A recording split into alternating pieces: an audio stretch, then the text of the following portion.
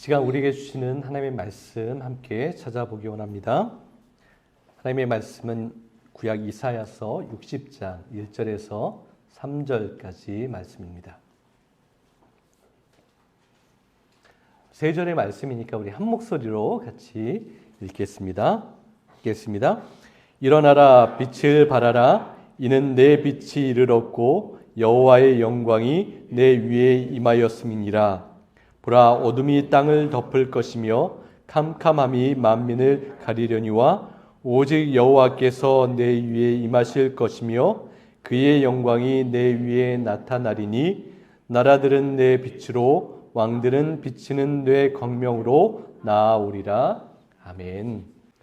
2023년 한 해 동안 우리들의 교회 표가 있었습니다. 빛의 자녀답게 살아가기를 간절히 소망했어요. 우리 표 또한 그것을 놓고 기도하면서 하나님께서 우리에게 주셨던 말씀도 있죠. 에베소서 5장 8절에서 9절 말씀을 함께 잠시 보겠습니다. 한번 같이 다시 읽어볼까요? 여러분이 전에는 어둠이었으나 지금은 주님 안에서 빛입니다. 빛의 자녀답게 사십시오. 빛은 모든 선과 정의와 진실을 열매 맺습니다. 여러분, 우리는 주님 안에서 빛이 되었어요. 빛으로 살아야 합니다. 그리고 빛은 모든 선과 착함, 정의와 진실을 그 결실로 맺게 된다라고 이야기했어요. 그렇다면 올 한 해 우리가 맺은 결실과 열매는 무엇입니까? 눈에 보이는 것은 아닐 거예요. 그런데 하나님께서 분명히 우리 가운데 열매 맺게 하신 것이 있습니다. 2023년이 끝나기 때문에 이제 다 모든 것이 끝났구나, 거기에서 멈추는 것이 아니에요. 여러분, 우리가 새로운 목표를 정하지만 계속해서 빛의 모습으로 살아가는 거예요. 그리고 그 빛의 열매를 맺기 위해서 선함과 정의와 진실을 끊임없이 맺어가야 합니다. 그래서 다시 한번 빛으로 살아가라고 하신 하나님의 말씀 앞에 우리가 다시 한번 나아가는 것이 필요해요. 오늘 본문 이사야 60장 1절을 보세요. 같이 읽겠습니다. 일어나라, 빛을 비추어라. 구원의 빛이 너에게 비추었으며 주님의 영광이 아침 해처럼 너의 위에 떠올랐다.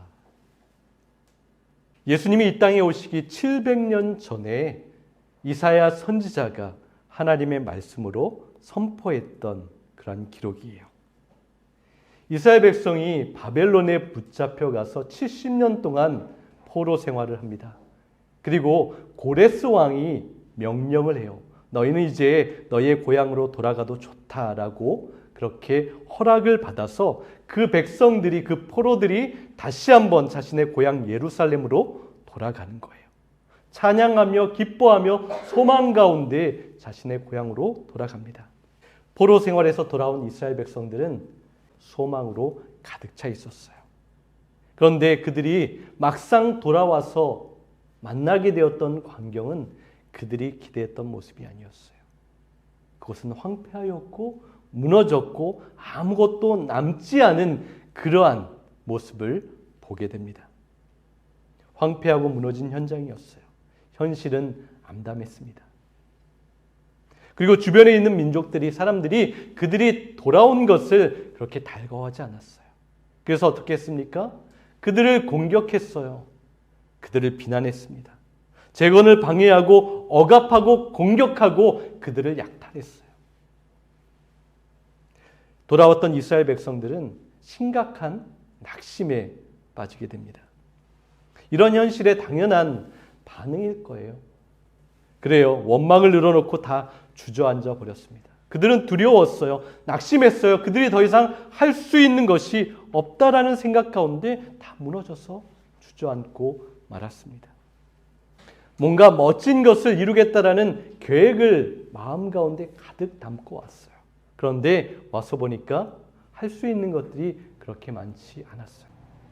이러한 현실 가운데 그들이 다 무너져 있을 때 하나님의 선지자였던 이사야를 통해서 하나님께서 말씀을 주세요. 하나님이 일어나라 하십니다. 히브리어 원어로 보면 쿰이라는 단어로 쓰여져 있어요. 이것은 신적인 역사가 일어나는 것을 표현하고 있어요. 그들이 다 무너졌어요. 두려워서 다리의 힘이 다 풀렸습니다. 마치 마비된 것처럼 일어날 활력이 없어요. 다 포기해버렸어요. 그때 하나님의 말씀 쿰 일어나라 라고 그렇게 선포하고 있어요. 그 말씀이 임했습니다. 너 하나님의 사람아, 하나님의 백성 이스라엘아, 그 자리에서 일어나라 라고 하십니다.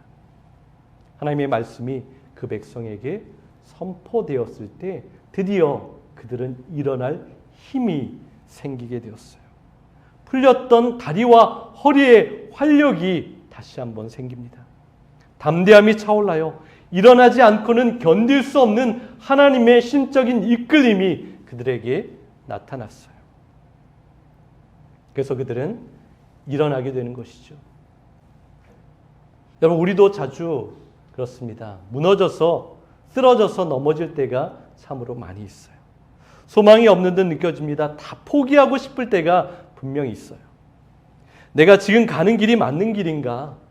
내가 결정한 것이 맞는 것인가? 라는 답답함이 생길 때가 있어요.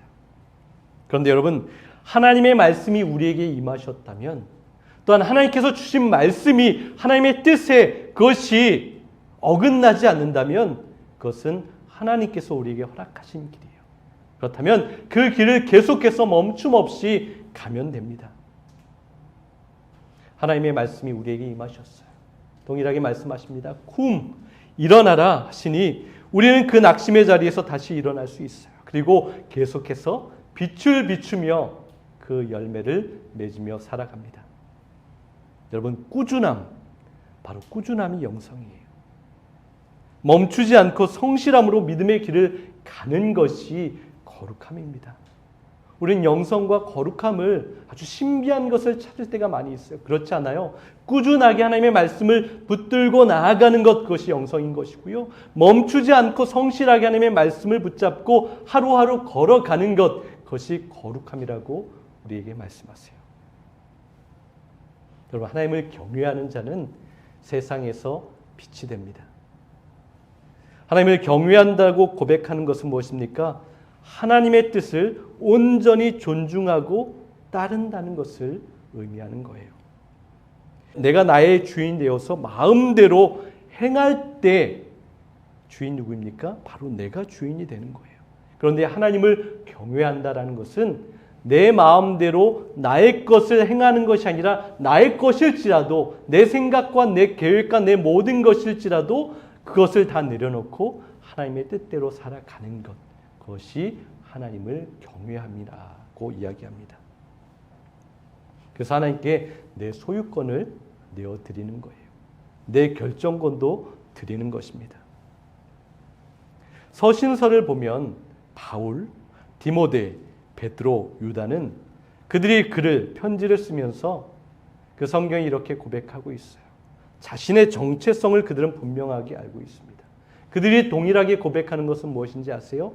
나는 그리스도의 종입니다라고 자신을 사람들에게 소개하고 있어요. 종이라는 것을 좋아하는 사람이 있습니까? 자랑스러워하지 않아요. 그러나 그들은 그리스도의 종이 된 것을 너무나 영광스럽게 생각하고 자랑하고 있어요. 그리고 자신들이 종이 되었는데 자신들은 자발적으로 종이 되었다라고 이야기합니다. 인생에 대한 온전하고 무조건적인 소유권과 그 결정권을 기꺼이 주님 앞에 드리고 있어요. 자신이 하는 어떤 일을 통해서 무언가를 얻고자 하지 않습니다. 이미 그리스도를 통해서 모든 것을 다 얻었기 때문에 그 어떤 것과 비교해도 가장 위대하고 좋은 것을 이미 받았기 때문에 자신들이 무엇인가를 한다고 해서 그것을 통하여서 무엇인가를 얻고자 하는 생각을 다 내려놓았다라는 거예요. 그들이 이미 얻은 것은 무엇입니까? 이사야서 60장 1절을 다시 한번 보세요. 기록한 축복을 받은 거예요. 구원의 빛이 너희에게 빛이었으며 주님의 영광이 아침 해처럼 너희 위에 떠올랐다. 그들은 이미 구원을 받은 거예요. 하나님께서 비교할 수 없는 은혜를 그들에게 허락해 주셨어요. 그래서 하나님을 경외하는 자는 자발적으로 종이 되어서 때로 이해할 수 없는 것도 결정하며 그렇게 주님을 따라 걸었습니다. 그들은 모두가 다 좋아하고 가려는 길을 선택하지 않아요. 주님을 위한 선택이라고 믿으면 어려워도 그 길을 기뻐하며 달려나아갔어요. 바울의 삶이 그랬지요. 그가 자원해서 선택한 그 길은 분명한 어려움과 고난이 있다라는 것을 그는 알았습니다. 하나님이 억지로 그를 그 길로 끌고 가지 않으셨어요. 그가 자원해서 기쁨으로 그 길을 갔습니다. 하나님의 뜻이 이루어지려면 자신이 고난을 받게 되는 것을 분명히 알았어요. 자신의 성공이나 편안함, 개인적인 영광을 구하지 않았습니다. 하나님의 소원을 선택했어요. 자기 삶에 대한 완전하고 무조건적인 그런 소유권을 주님 앞에 내어드렸어요. 그리고 그는 이렇게 고백합니다. 사도행전 20장 23절과 24절을 한번 같이 읽어볼까요? 내가 아는 것은 성령이 내게 일러주시는 것뿐인데 어느 도시에서든지 투옥과 환난이 나를 기다리고 있다는 것입니다. 그러나 내가 나의 달려갈 길을 다 달리고 주 예수께 받은 사명 곧 하나님의 은혜의 복음을 증언하는 일을 다하기만 하면 나는 내 목숨이 조금도 아깝지 않습니다. 성령님께서 미리 알려주셨어요. 네가 선택한 그 길을 가게 되면 너는 투옥하게 될 거야. 너는 고난을 받게 될 거야 라고 알려주셨어요. 그의 길에는 확실한 어려움이 있었어요. 아픔이 있었습니다. 그런데 그는 자원하여서 그 길을 달려가고 있어요. 비교할 수 없는 영광의 길이라고 고백합니다. 내가 죽을지언정, 내가 모든 것을 다 잃을지언정, 내가 주님께서 주신 그 사명을 감당하기만 한다면 나는 아무것도 아깝지 않습니다. 라고 그는 고백하고 있어요. 여러분, 하나님을 진정으로 경외하는 자의 그 길을 한번 보세요. 하나님을 위해서는 자신을 내려놓고 하나님을 가장 귀하게 여깁니다. 헌신이라고 생각하지 않아요. 희생이라고 생각하지 않습니다. 고난이라고 생각하지 않아요. 기쁨이고 감사이고 영광이라고 여깁니다. 여러분, 우리가 저와 여러분이 하나님을 경외하는 자라면 우리의 선택도 이와 같아야 합니다. 어둠으로 살아가는 것 어렵지 않아요. 어둠 가운데서 그대로 그 분위기대로 살아가는 것, 그 어떠한 씨름도 필요하지 않습니다. 당연히 쉽게 살아갈 수 있어요. 그러나 우리가 세상에 빛이 되려고 하면 어려움이 있어요. 씨름이 있습니다. 탄식이 있어요. 겪어야 할 일이 있다라는 거예요. 마음속에 여러 가지 일들을 우리는 감당해내야 합니다. 고난도 견뎌야 합니다. 눈물도 소가리도 해야 되는 거예요. 이것이 믿음의 길입니다. 우리가 빛된 자의 모습으로 살아가는 길, 그것을 우리에게 주님께서 이 시간도 말씀하고 있어요.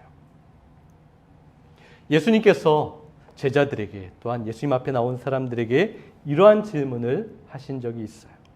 누가복음 6장 46절을 보세요.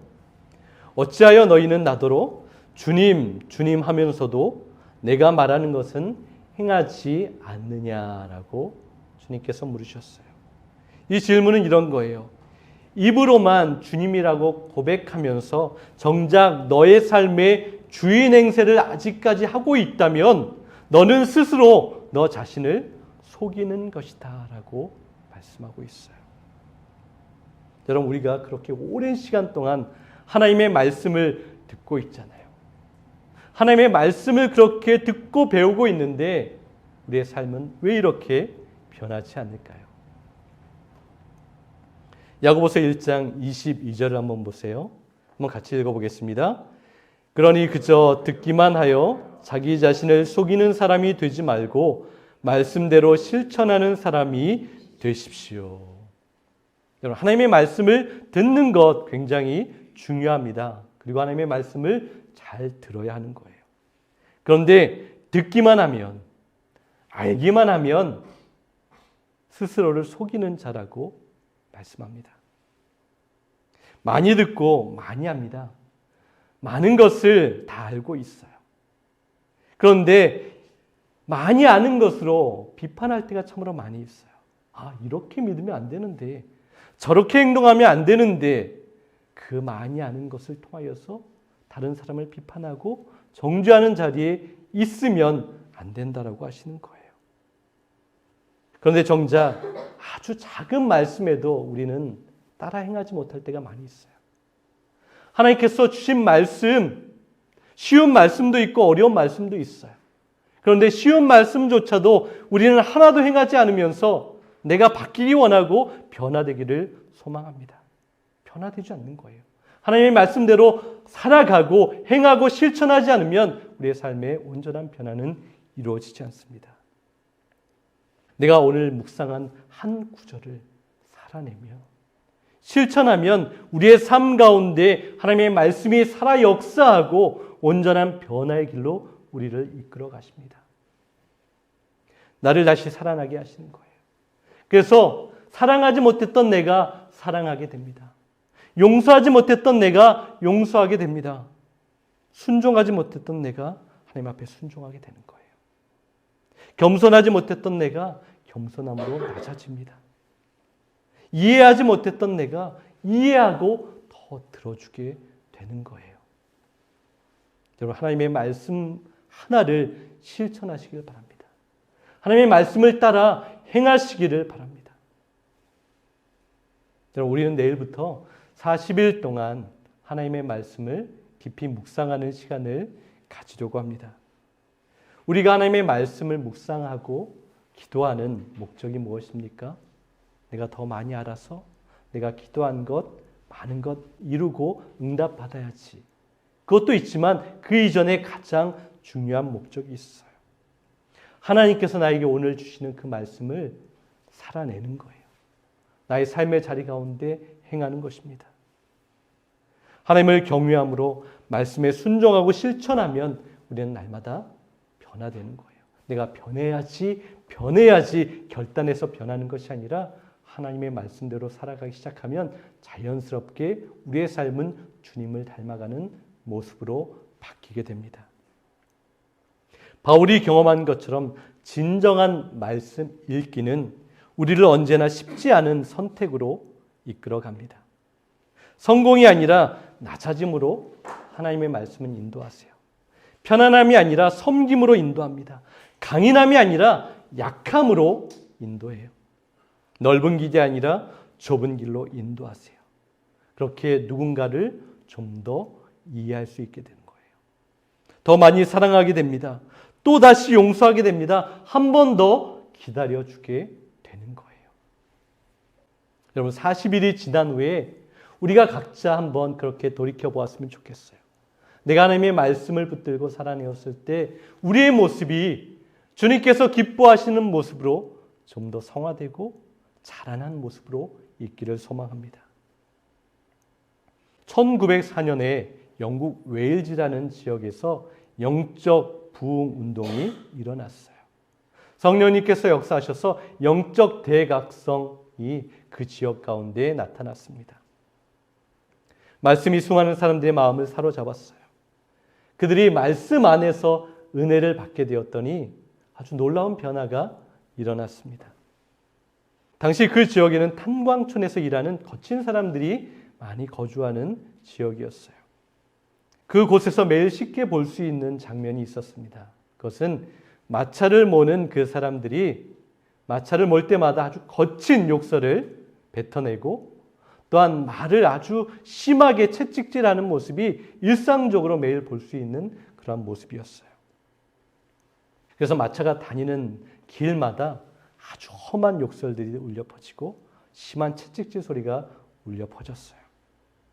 그런데 그 지역에 성령의 역사가 일어나고 하나님의 말씀이 충만하게 되자 가장 먼저 일어난 변화의 모습이 있었습니다. 그것은 그 욕설이 멈추고 채찍질이 멈추게 된 거예요. 욕설이 울려 퍼지던 곳에서 채찍질이 울려 퍼지던 곳에서 그러한 것들이 사라지는 그러한 역사가 나타났습니다. 말씀의 능력이 그들의 일상을 변화시켰어요. 사소한 것이 그저 작은 것 하나로 남아있지 않았습니다. 하나님의 말씀이 그 마음을 가득 채우자 그들의 입술이 변화되었어요. 그들의 손길이 변화되었다라는 거예요. 거룩해졌습니다.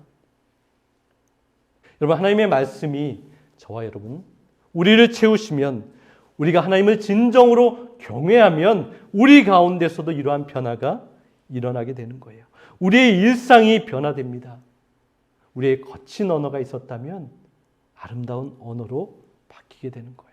거룩한 입술로 바뀌게 됩니다. 아픔을 주던 행동이 위로하고 치유하는 모습으로 자연스럽게 나타나게 되는 거예요. 나보다 약한 누군가를 더 존중해 주시기를 바랍니다. 무시하지 마세요. 막대하지 마세요. 내 감정을 내 마음대로 편하다는 이유로 누군가에게 쏟아붓지 마세요. 그 사람을 위로하고 격려하고 존중하십시오. 바로 이것이 빛이 되는 거예요. 빛의 열매를 결실하는 것이라고 하십니다. 모든 착함이라고 했어요. 모든 정의로움이라고 했어요. 모든 진실함이라고 했어요.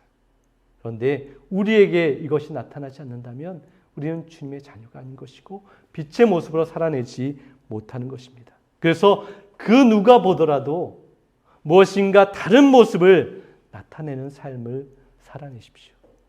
누가 딱 봐서 저 사람을 볼 때 저 사람은 정말 예수님을 믿는 사람이구나 라는 모습이 드러나게 하십시오.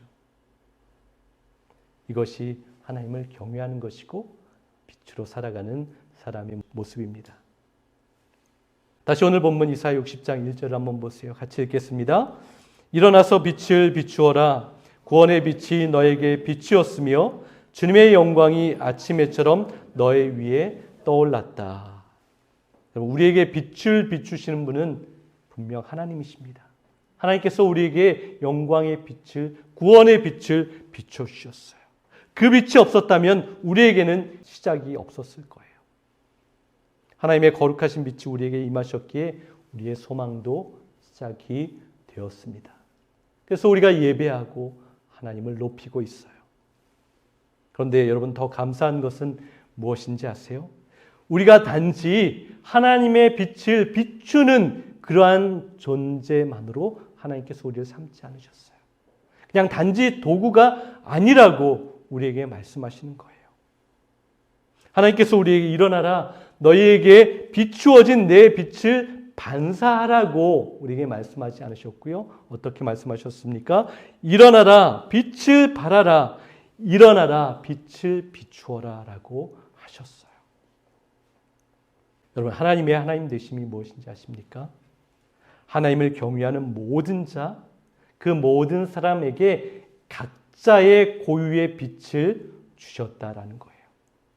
하나님의 형상대로 우리가 창조되었어요. 그러한 존재입니다. 그렇다면 우리가 하나님의 빛을 반사하는 그러한 도구가 아니라 이제는 우리 각자에게 주신 고유의 빛을 비추는 자가 되게 하셨어요. 그래서 우리는 자연스럽게 그분의 빛을 나타내고 비추는 자입니다. 그 빛이 아주 작고 연약하고 여릴지 모르겠어요. 그러나 주님께서 우리 가운데 빛을 비추게 하셨어요. 우리가 빛이기 때문이죠. 주님 안에서 너희는 빛이라고 하셨어요. 그래서 우리는 세상의 빛이 되어야 합니다. 각자에게 비춰지는 그런 빛의 모습이 다 다른 것 같아요. 그 아름다운 모습들이 다양한 모습으로 나타나는 것 같아요. 하나님께서 그분의 신적 성품을 우리 가운데 심어주셨잖아요. 그래서 우리는 우리에게 주신 그 신의 성품을 가지고 빛을 비춰냅니다. 어떤 사람에게는 사랑의 빛이 강하게 비쳐나오는 사람을 보게 됩니다. 어떤 사람은 긍휼의 마음이 아름답게 비춰지는 모습이 있어요. 누군가를 더 잘 용서하는 빛이 비춰집니다. 화평케 하는 빛이 비춰져요. 섬기는 빛이 아름답게 비치는 사람이 있어요. 누가 알아봐 주지 않아도 기쁨과 감사로 헌신하는 그런 빛을 비추는 사람이 있어요. 누군가를 위해서 기도하는 자리에 있는 아름다운 중보의 빛을 비추는 사람들이 있습니다. 또한 선교의 자리에서 하나님의 그 마음을 품고 선교의 열정을 가지고 선교의 빛을 비추는 사람들이 있어요. 그렇다면 하나님께서 여러분들에게 심어놓으신 그 아름다운 빛은 무엇입니까? 나에게 있는 강한 빛의 모습은 무엇일까요? 그렇다면 여러분 그것을 우리가 비추는 거예요. 각자 그 빛을 아름답게 비추면 하나님께서 조화를 이루십니다. 하나 되게 하시는 거예요. 분열이 있고 또한 싸움이 있는 것이 아니라 아름다운 조화를 이뤄서 그리스도의 몸을 이루게 하십니다. 사랑하는 빛의 교회 가족 여러분, 우리를 빛으로 부르신 주님의 부르심 앞에서 오늘 나의 삶 가운데 빛을 비추어내는 거예요. 주님께서 우리에게 말씀하신 것을 따라 걷는 것이죠. 우리 주위를 아름답게 물들일 수 있는 거예요. 바로 그것이 향기이고 그리스도의 편지이고 말씀을 살아내는 것입니다. 그리고 나에게 주신 그 빛을 비추어내는 거예요.